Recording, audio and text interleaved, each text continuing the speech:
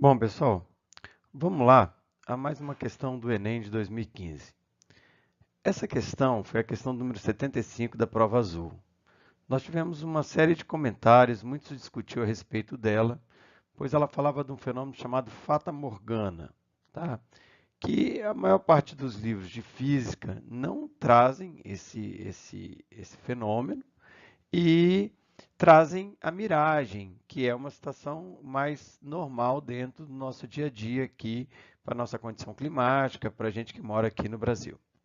Então, a questão fala assim, ó, será que uma miragem ajudou a afundar o Titanic? O fenômeno óptico, conhecido como Fata Morgana, pode fazer com que uma falsa parede de água apareça sob o horizonte molhado.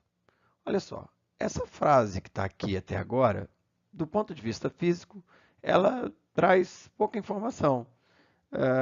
Um horizonte molhado, uma falsa parede de água, não tem uma informação muito clara do que isso está tratando. Bom, daqui para frente, olha só.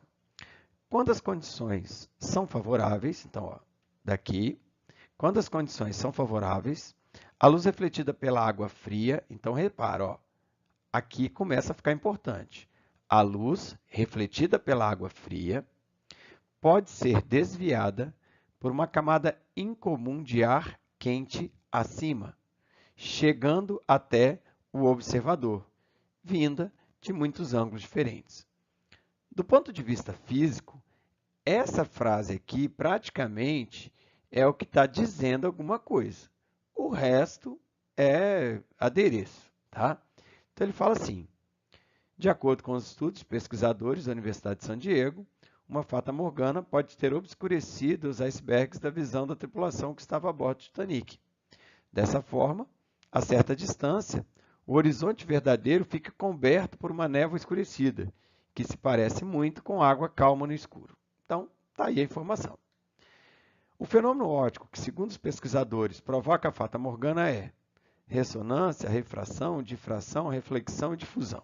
Bom, na verdade, ressonância, difração, difusão, ficam um pouco longe aqui do fenômeno em si. Nós ficaríamos aí entre a refração e a reflexão e vamos tentar esclarecer um pouquinho mais sobre isso. Olha só, ele disse que a luz está saindo da água. Então, eu vou tratar aqui como se tivesse um objeto na superfície da água, tá bem? A luz vai ser desviada por uma camada de ar quente acima. Então, eu vou colocar aqui o ar frio mais refringente embaixo, o ar quente menos refringente em cima. Se eu for pensar que a luz está subindo, saindo desse objeto de acordo com o texto, a luz está saindo e vai ser desviada por uma camada de ar quente acima. Então, ela está indo de baixo para cima, tá? Então, repara, a luz saindo aqui, ela vai passar para o meio, aqui o ar está mais embaixo, o ar está mais frio, aqui está um pouquinho mais quente. Então, mais frio é mais denso, mais refringente, menos refringente. Se eu vier aqui traçar normal, eu sei que do meio mais para o meio menos, a luz afasta da normal. Beleza? Quando chega aqui, eu teria novamente aqui um pouco mais frio, aqui um pouco mais quente. Então, novamente, mais denso, menos denso, tá bem? Automaticamente, do mais para o menos refringente, a velocidade aumenta, o ângulo aumenta, afasta da normal. Isso pode acontecer sucessivamente até chegar aos olhos do observador. O observador, por sua vez, ele não enxerga essa curva. Ele enxerga como se a luz caminhasse em linha reta. Então, desse jeito. Então, ao invés dele ver esse objeto, ele passa a ver uma imagem acima da posição em que o objeto realmente está. Então, é lógico que o único fenômeno que houve aqui foi a mudança de meio. Então, nesse caso, o fenômeno que aconteceu aí foi a refração.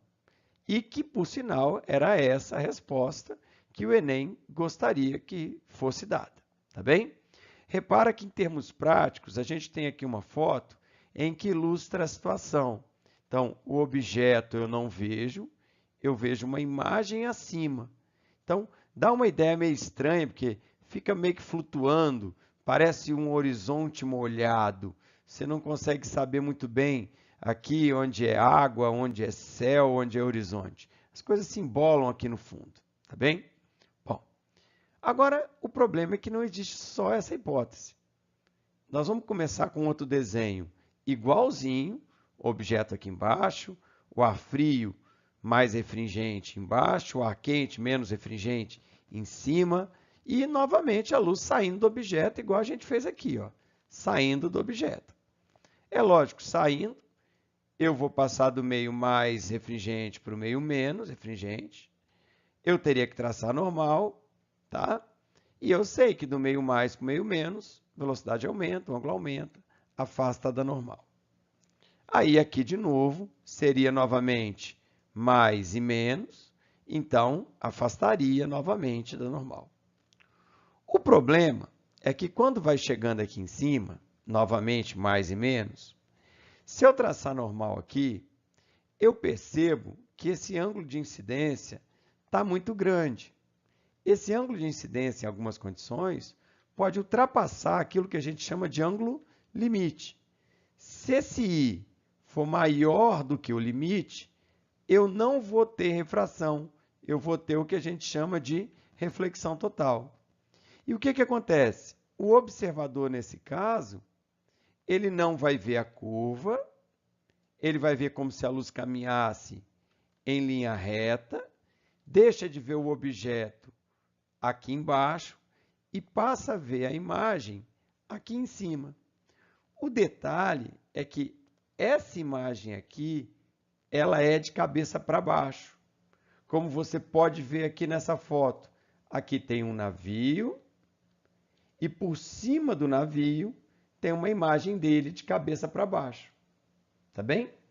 Então, repara que nesse caso também é uma miragem, também é uma fata morgana, só que nesse caso houve reflexão.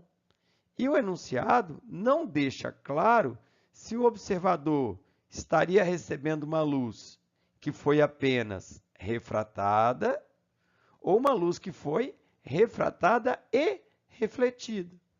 Por isso que ficou muita dúvida se a resposta era refração ou reflexão. Lógico que se a situação é a de cima, é só refração. Se a situação é de baixo, seria refração e reflexão, onde a imagem, na verdade, é formada pela reflexão, e a principal diferença da situação de baixo para de cima é que a imagem dessa situação, daqui de baixo, é de cabeça para baixo.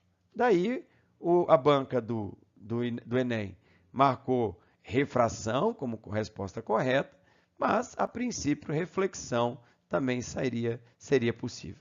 Tá bom? Valeu, até mais.